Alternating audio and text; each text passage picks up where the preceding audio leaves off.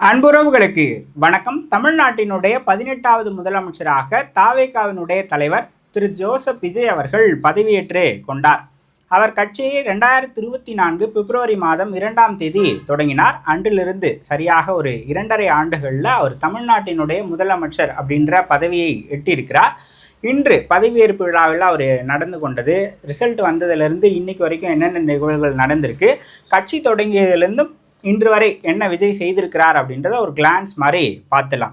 மே 4ஆம் தேதி தமிழகத்தினுடைய சட்டப்பேரவை முடிவுகள் வெளியானது. அதில் தாவேகா 108 இடங்கள்லையும், திமுக தனியாக 59 இடங்கள்லையும், அதிமுக 47 இடங்களையும் கைப்பற்றினாங்க. தனிப்பெரும் கட்சியாக தாவேகா 108 இடங்களில் வெற்றி பெற்றாலும் கூட பெரும்பான்மைக்கு தேவையான 118 இடங்கள் கிடைக்கல. இதில் என்ன ஆச்சு, அடுத்த நாள் என்ன ஆச்சு அப்படின்னா, திமுக கூட்டணியிலிருந்து வெளியேறி காங்கிரஸ் கட்சி தாவேகா கூட்டணியில் இணைஞ்சாங்க. காங்கிரஸ் கட்சிக்கு 5 சட்டமன்ற உறுப்பினர்கள் வந்தாங்க. ஸோ அவங்க 5 பேர் வந்த பிறகு 112 ஆச்சு அவங்களுடைய எண்ணிக்கை. ஸோ அப்போ அவர் ஆளுநரை போய் சந்திக்கிறாரு. பெரும்பான்மை எங்களுக்கு இருக்குது, அதாவது நாங்கள் தான் தனிப்பெரும் கட்சியாக வந்திருக்கிறோம், காங்கிரஸ் எங்களுக்கு ஆதரவு கொடுக்குறாங்க, நீங்கள் எங்களை ஆட்சி அமைக்க கோரணும் அப்படின்னு அவர் லெட்டர் கொடுத்துட்டு வந்தார். அப்போ ஆளுநர் கூப்பிடலை. அதன் பிறகு என்ன ஆச்சு அப்படின்னா, ஒவ்வொரு கட்சியாக இப்போ திமுக கூட்டணியில் இருக்கிற மார்க்சிஸ்ட் கம்யூனிஸ்ட், இந்திய கம்யூனிஸ்ட், விசிகா, ஐயுஎம்எல் இந்த 4 கட்சிகள்கிட்டையும் எங்களுக்கு ஆதரவு நீங்கள் கொடுக்கணும் அப்படின்னு தாவேகாவின் சார்பில் கடிதம் எழுதப்பட்டது. விஜய் அவர்களும் தனிப்பட்ட முறையில் செல்ஃபோன் மூலமாக அழைத்து பேசி கேட்டுக்கிட்டார். ஸோ முதல்ல மார்க்சிஸ்ட் கம்யூனிஸ்ட்டும் இந்திய கம்யூனிஸ்ட்டும் 2 நாளைக்கு முன்னாடியே ஆதரவு தருவதாக அறிவிச்சிட்டாங்க. அவங்க கூட்டாக அறிவித்தாங்க. வெளியிலிருந்து ஆதரவு, நாங்கள் ஆட்சியில் பங்கு பெற மாட்டோம் அப்படின்றத அறிவிச்சிட்டாங்க. ஸோ அதன் பிறகு இவங்க 2 பேர் ஆதரவு தந்த பிறகு 3வது முறையாக ஆளுநரை சந்தித்து இந்த மாதிரி கம்யூனிஸ்டுகளும் எங்களுக்கு ஆதரவு கொடுத்துருக்குறாங்க, இப்போ 116 இருக்குது எங்களுடைய ஆதரவு எம்எல்ஏக்களுடைய எண்ணிக்கை, நீங்கள் ஆட்சி அமைக்க ஆதரவு தரணும், உரிமையை கோர்ற நீங்கள் எங்களை கூப்பிடணும் அப்படின்னு லெட்டர் போய் கொடுக்குறாரு. அப்பவும் கூப்பிடலை.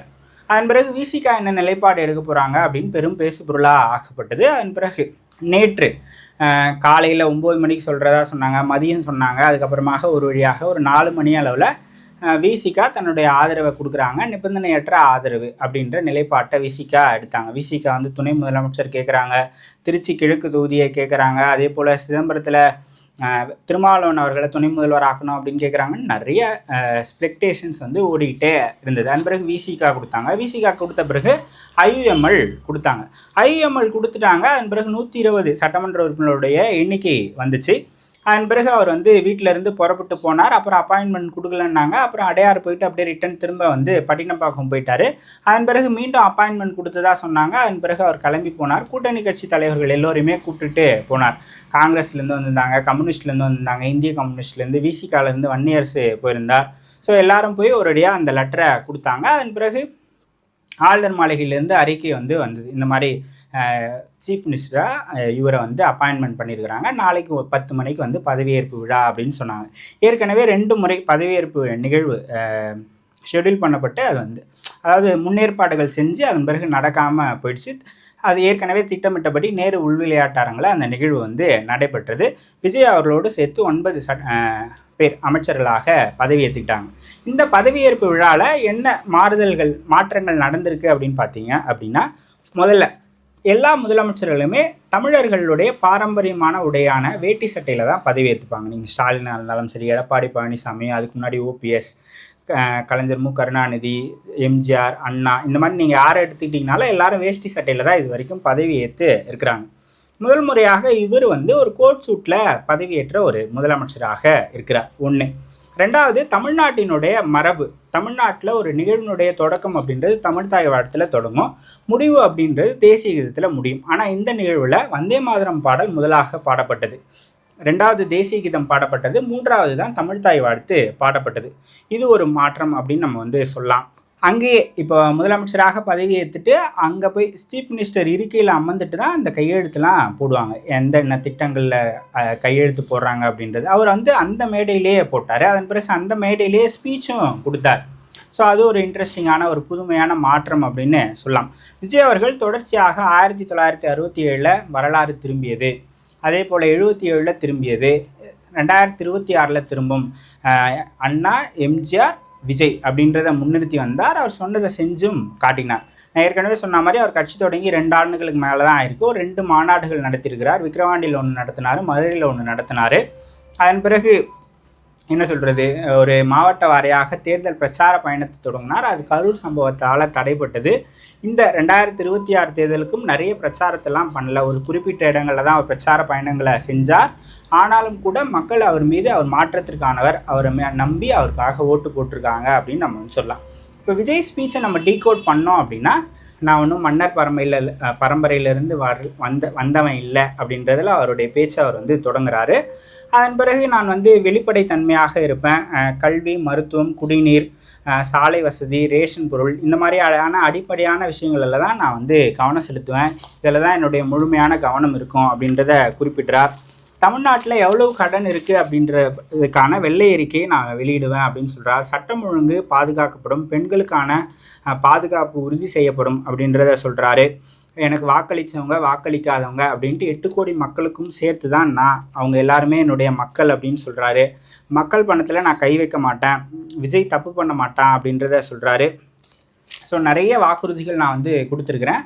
இந்த இப்போ நிதிநிலை பற்றி நான் ஒரு வெள்ளை அறிக்கையை வெளியிடுவேன். அதன் பிறகு எனக்கு கொஞ்சம் கால அவகாசம் கொடுங்க, இவங்க எவ்வளோ காலி பண்ணிட்டு போயிருக்கிறாங்க அப்படின்றது தெரியல, நம்ம உள்ளே போய் பார்த்தா தான் தெரியும், அதெல்லாம் செய்கிறதுக்கு எனக்கு கொஞ்சம் கால அவகாசம் கொடுங்க அப்படின்னு அவர் கேட்டிருக்கார்.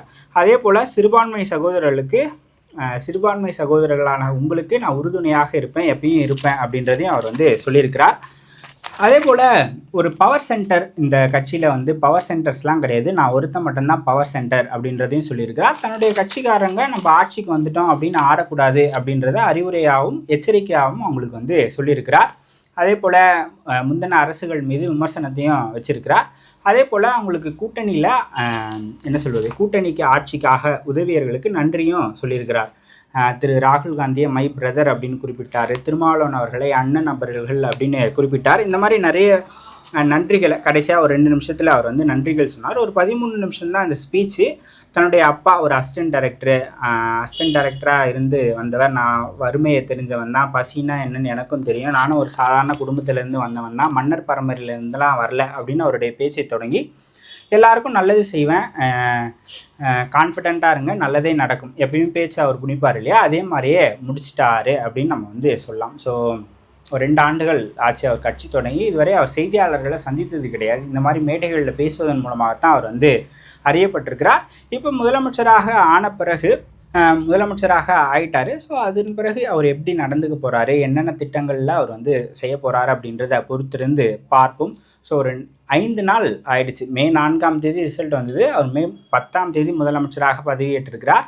நாளைக்கு சட்டமன்ற உறுப்பினர்கள் எல்லோரும் பதவியேற்கிறாங்க. அதே போல் அதுக்கு அடுத்த நாள் சட்டமன்றத்தில் பெரும்பான்மையை அவர் நிரூபிக்க போகிறார். சபாநாயகர் தேர்தல், துணை சபாநாயகர் தேர்தல் அதெல்லாம் நடக்க போகுது.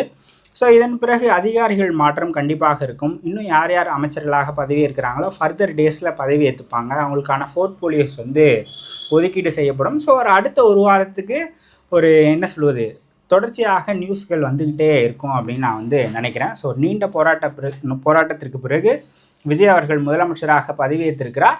ஸோ அவர் முதலமைச்சராக எப்படி செயல்படுவார் அப்படின்னு நினைக்கிறீங்க அப்படின்றத நீங்கள் கமெண்ட் செக்ஷனில் சொல்லுங்கள். அவருடைய ஸ்பீச்சில் டேக் அவேஸ் அப்படின்னு பார்த்தீங்க அப்படின்னா, ஸோ வெள்ளை அறிக்கை வெளியிடுவேன் அப்படின்னு அவர் சொல்லியிருக்கிறார். அதே போல் எல்லோருக்குமான அரசாக இருக்கும், பெண்களுடைய பாதுகாப்பு உறுதி செய்யப்படும், சட்டம் ஒழுங்கு பாதுகாக்கப்படும் அப்படின்னு சொல்லியிருக்கிறார்.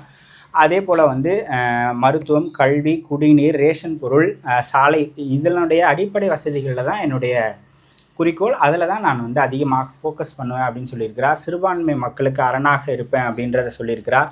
போதைப் பொருளை ஒழிப்பேன் அப்படின்னு சொல்லியிருக்கிறார். இந்த மாதிரியான அடிப்படை விடயங்களை அவர் குறிப்பிட்டிருக்கிறார். நான் கொடுத்த வாக்குறுதிகளை நிறைவேற்ற எனக்கு கால அவகாசம் தேவை அப்படின்னு அவர் வேண்டுகோளும் எடுத்திருக்கிறார்.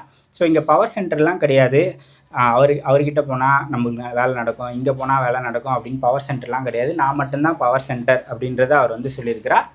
அதே போல் கட்சிக்காரங்களுக்கும் நிர்வாகிகளுக்கும் என்னுடைய ஆட்சியில் தப்பே நடக்காது, இந்த விஜய் தப்பு பண்ண மாட்டான், நீங்கள் நம்ம ஆட்சிக்கு வந்துட்டோம் ஏதாவது பண்ணிடலாம் அப்படின்னு நினச்சிங்கன்னா அந்த எண்ணத்தை அடியோடு விட்டுருங்க அப்படின்றதையும் அவர் சொல்லியிருக்கிறார். ஸோ இந்த மாதிரியான விஷயங்களை அவர் குறிப்பிட்டிருக்கிறார், சொல்லியிருக்கிறார். என்ன செய்கிறார் அப்படின்றத பொறுத்திருந்து பார்ப்போம். விஜய் அவர்களுக்கு முதலமைச்சராக பதவியேற்றதுக்கு வாழ்த்துக்கள். நீங்கள் என்ன நினைக்கிறீங்க அப்படின்றத கமெண்ட் செக்ஷனில் சொல்லுங்கள். இன்னொரு காணொலியில் சந்திக்கலாம்.